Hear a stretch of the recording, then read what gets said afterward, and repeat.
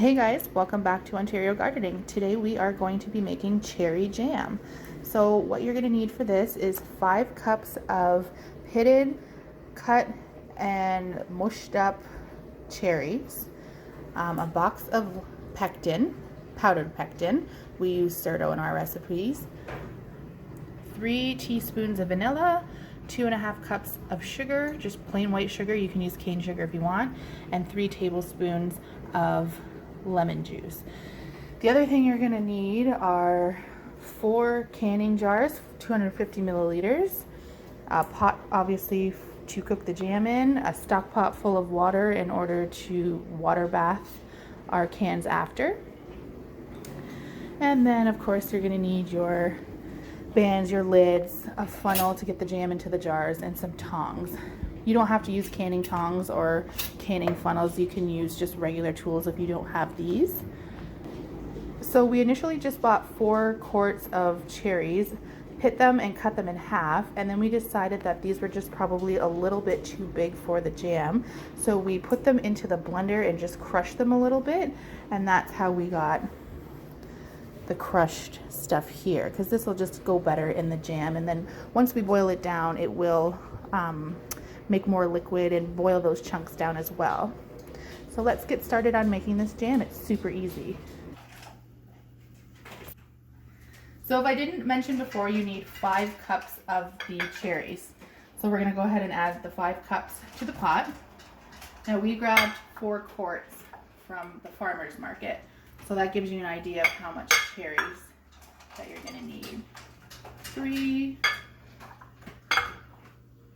and you want to get the juice in too. 5.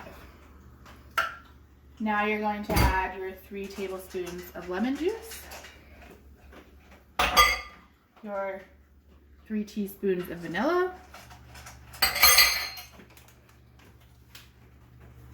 your pectin, your pouch of pectin here, and a 1/4 cup of the sugar. We're going to add the rest of the sugar in a minute once this boils down a bit. So now we're going to turn the stove onto high, give this a stir, and we are going to bring this to a full boil. And then once it hits a full boil, at that point we will add more sugar. So now that it's to a full boil, and it's a full boil when you can stir it and it still creates the bubbles, we are going to add the rest of this sugar and stir that in. So now it's come back down from a boil. We are going to let it hit a boil again, and then once it hits that rolling boil again, you let it go for 1 minute. And you're going to want to continuously just stir it a little bit here so that the sugar does not burn to the bottom. So now that it's been boiling continuously for 1 minute, we're going to remove this from the heat and turn off our stove. So while it's sitting here cooling for a minute, I'm going to get some of this foam that's on the top, this skim off, because I don't really want this in my jam. There's not a ton of it on this jam. Cherries don't produce it very much, but we're just going to take some of this off here. Like I said, there's not much. But do that while it's sitting here, and then we're going to get canning.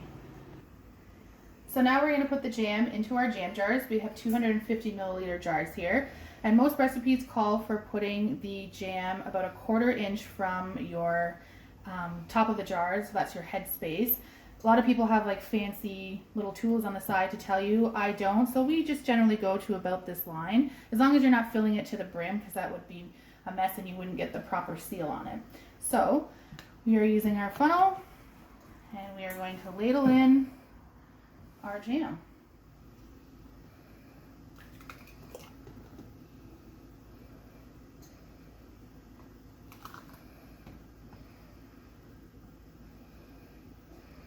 So there we are there. Just put a little bit extra in here.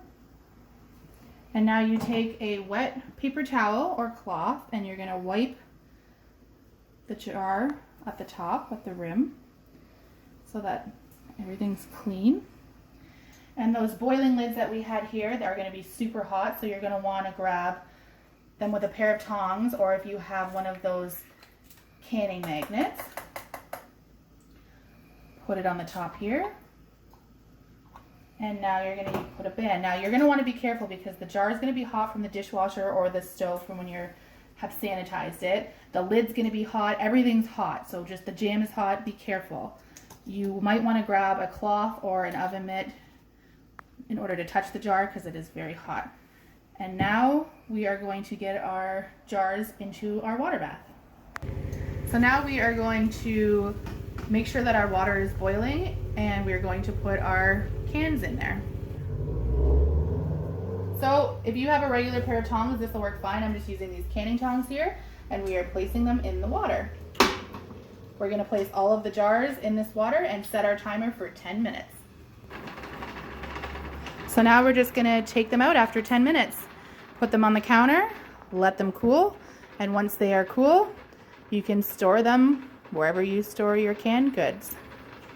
So just to let you guys know, this recipe made 6 250 milliliter jam jars.